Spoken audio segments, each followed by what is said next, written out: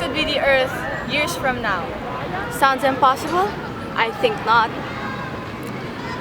I'm going to remind you of the past, and you tell me if you haven't caused all of this.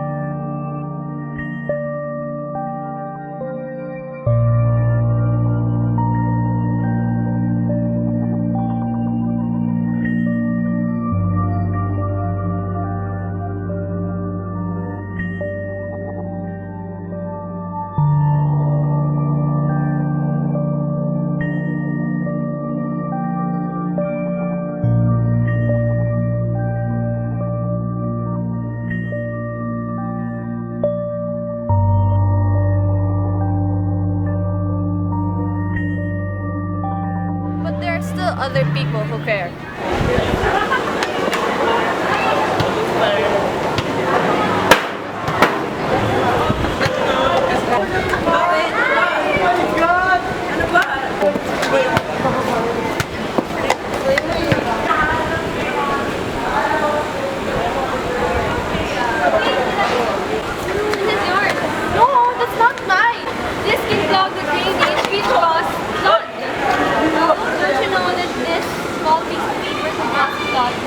Which kills thousands of people every year. Ever, that's not my trash. In the first place. I don't care. All you have to do is put it in the trash. I don't care. Put that.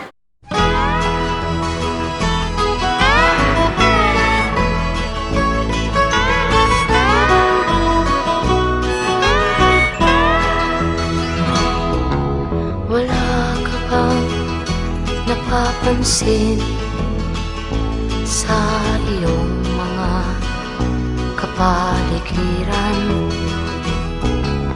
Kay dumi na ng hangin. Hey, can you see the smoke? So polluted in here. Well, don't you know that it contributes badly in our environment? It helps enlarge the hole in our ozone layer. Don't you know that? I don't care. Why?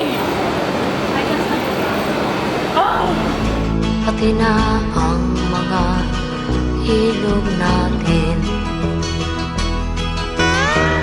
Hindi na masamang pagunlad at malayo-layo na rin ang ating narating.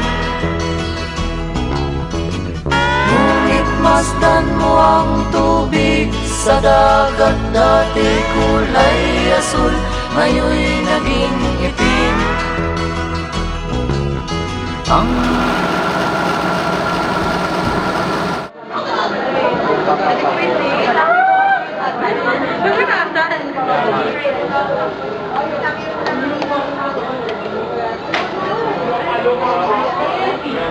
mga duming ating kinalat sa hangin, sa langit, huwag na nating paabutin upang kung tayo'y pumanaw.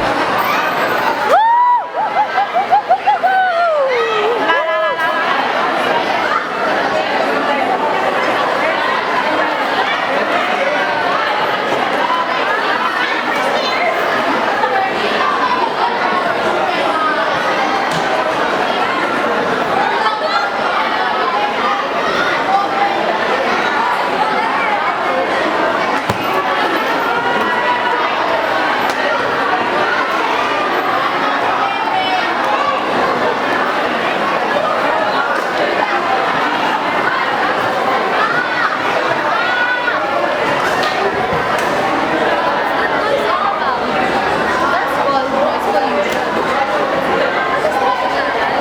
Well, basically, noise pollution is caused by excessive producing of loud sounds, excessive vibration by voices, and some of these are caused by humans, and others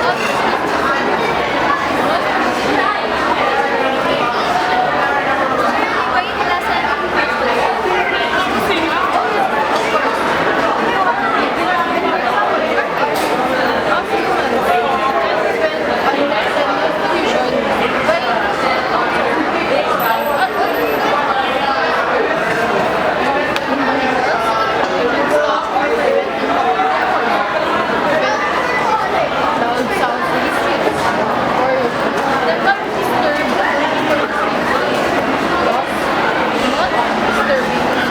Sariwang hangin sa langit natin matitikman. Mayroon lang akong hinihiling. Lumapit ka na doon sa huli.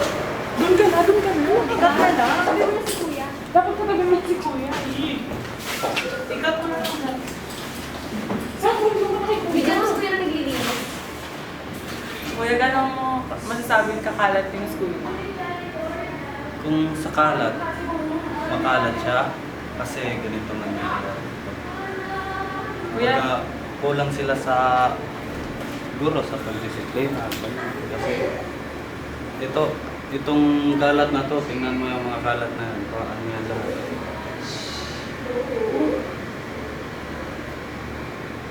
Public school, hindi mo makikita yan. Kasi disiplinado lahat, di ba? Kuya, di ba marami kayo dito? Lahat ba kayo parang napapagod eh? Araw-araw sa kanya. Oo, napapagod. Katulad ko, dalawa kami dito sa school panggabi. 36 classroom, dalawa lang kami maglilinis. Kung ganito kakalat ba, mas makalat pa man dito yung iba. Sa tingin mo ba, kaya? Hindi. Pero kaya, kasi nga, trabaho hanap namin. Kasi pag wala naman yung mga kalat na yan, wala rin kaming trabaho. Diba? Kuya, anong masasabi mo sa mga estudyante na yung mga walang pakialam sa pagkakalat? Sana kung sino man sila, magbago na sila. Kasi nandito nga tayo para mag-aral, hindi magpasaway, di ba? Kasi sayang na din naman yung pinag-aralan nila. Sayang yung kumbaga turo ng mga teacher nila kung hindi nila nilagay sa utak. Yun lang. What do you think about our environment? Mas nag-increase na yung pollution. Lalo na pati yung mga students, they are not aware na masyadong tayo na-apektuhan ng pollution. Next question. What do you think are the things that affect the environment with connection to the students? Simply yung segregation ng trash. Kasi meron naman tayong bins na biodegradable and non-biodegradable. And yet, the students don't follow them. Dahil tinatamad silang segregate yung trash, ayun, hindi na rin nakalagay sa tama. So, what do you think are some solutions in regarding the environment? That goes to the student executive council leaders, student leaders. Dapat from them pa introduce sila siguro ng environmental seminars or yun, by leading by example and motivating the students to follow the rules regarding the segregation. Kuya, gano'n sa tingin mo yung kabigat yung traffic everyday, in your opinion? Everyday, sa umaga, pagdatingan, hindi masyado. Yung pinakaiktik na traffic sa labasan, sundo. At the same time, labasan ng first outgoing, third year and fourth year, diba? Then, middle grade school. Doon talaga nagkakaroon ng masyado traffic. Lalong-lalo sa St. Maur, sa middle grade school, kasi mga bata, di ba, malalaki yung bag nila tapos hindi pa nila kaya magbuhat. So, kailangan mo i-assist, i-karga yung nila sa kotse or sa service. Kaya sa tingin mo, ano yung main problem ba't nagkakaroon ng heavy traffic? I see. First of all, no parking space. That is the number one reason kaya nagkaroon ng traffic. And then, as my opinion, sobrang daming sasakyan. Just say for example, 1,000 students. So, nila natin na 500 students na may sasakyan kada isa. So, bilangin mo 500 vehicles yung papasok dito. At the same time, isang panahon. Isang time ba na So kuya, ano yung masasuggest mo kunwari papakinggan ka ng school para mabawasan ng traffic? Well, suggestions. Hindi about sa school, about sa parents or sa driver. Hindi naman sa pag-aano sa mga parents or sa driver. Kung maaari, sumunod sila sa policy ng school. Just say for example, sa parents, no parking, no waiting. Pag sinabi ng guard na no parking, no waiting, yun yung dapat na sunod. Kasi pag nag-park sila, nag-wait, so bubuntot at bubuntot. Yun yung nagkakos ng traffic. So kung pwede lang, pick and drop para yung flow ng traffic continuous. So kuya, yung mga, di ba yung madaming car, tapos may mga tambuso. Kuya, sa tingin nyo ba masyadong polluted na yung Beda dahil lang sa mga kotse pa lang? Sa akin, opinion lang, hindi naman ganun ka-toxic o yung kawis yung hangin. Pag meron lang mga sasakyan, doon lang yung nagkakalat. Pero pag wala naman, hindi naman siya polluted kasi pag nag-volume na yung mga kotse, yung mga sasakyan, doon lang nagkakaroon ng yung polluted ng hangin. So kuya, last question na. Okay. Yung mga, di ba may mga basura ba dito? Nakakasagabal ba yun sa pag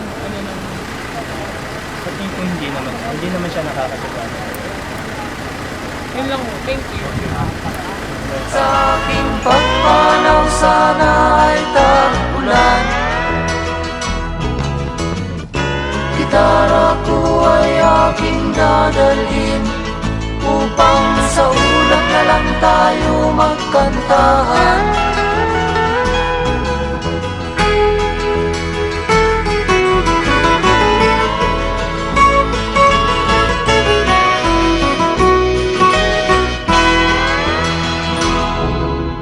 Ang mga batang ngayon lang isinilang, may hangin pa kayang matitikman.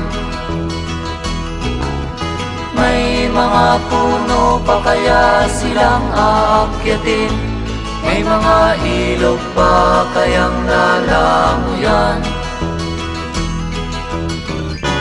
Bakit di natin pag-isipan ang nangyayari sa ating kapaligiran? Hindi nga masamang pag-unlad kung hindi nakakasira ng kalikasan. Darating ang This is the world we could possibly have, but that doesn't mean we can't change it.